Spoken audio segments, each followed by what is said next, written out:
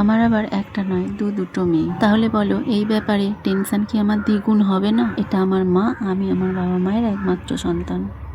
কোন ব্যাপারে বলছি চলো তোমাদের সাথে শেয়ার করি, একমত হলে জানিও। সো হ্যালো এভরিওয়ান, আমি পলি, আমার নতুন একটা ব্লগে তোমাদের সবাইকে স্বাগত। আজ সকালবেলায় ভাত করা হয়ে গেছে, তারপর গ্যাস মুছে বাসন টাসন মেজে নিয়েছি।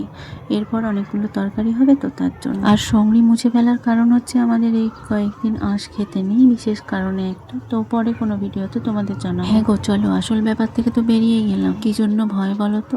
দেখো, এখনো আমাদের সমাজে কিন্তু কিছু কিছু পরিবার আছে যেখানে মেয়ের বাবা মাকে খুব ছোট করা হয়, অপমানিত করা হয়। আমি বোঝাতে চাইছি শ্বশুর বাড়িতে বৌমার বাবা মায়ের কথা। মেয়ের জন্ম দিয়েছে বলে যেন কত বড় অপরাধ করে ফেলেছে।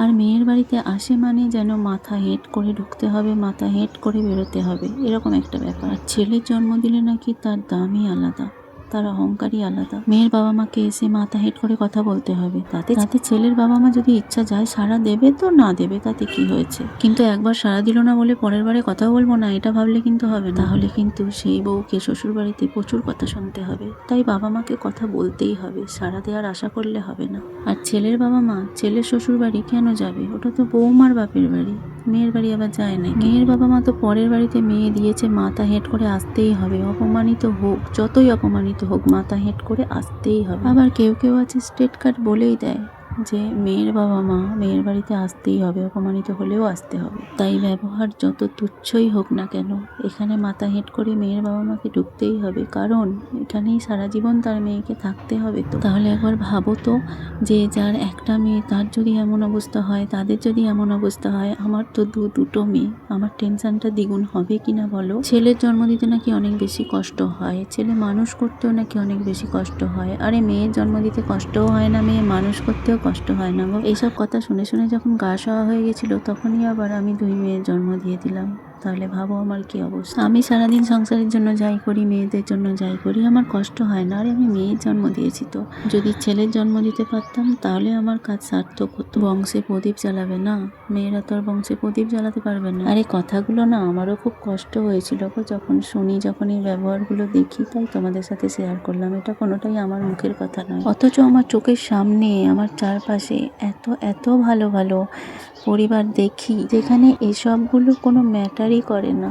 দেখে কষ্ট হলেও ভীষণ ভালো লাগে। তাই আমি মেয়েদেরকেও বলি যে তোদের যখন বিয়ে হবে, তোদের শ্বশুর বাড়ি গেলে যদি আমাকে আর বাপিকে এরকম করে, এই ধরনের ব্যবহার করে, তাহলে আমরা যাব না।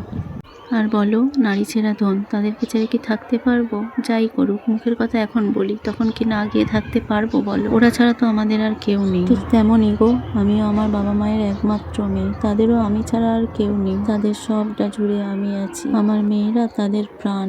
যাই হোক, সঙ্গে সঙ্গে দাদু দিদা না এসে থাকতে পারে বলো? সব থেকে কষ্ট বেশি কোথায় লাগে বলো তো? যখন বাবা মা আমার বাড়িতে এসে অপমানিত হয়ে ফিরে যায়।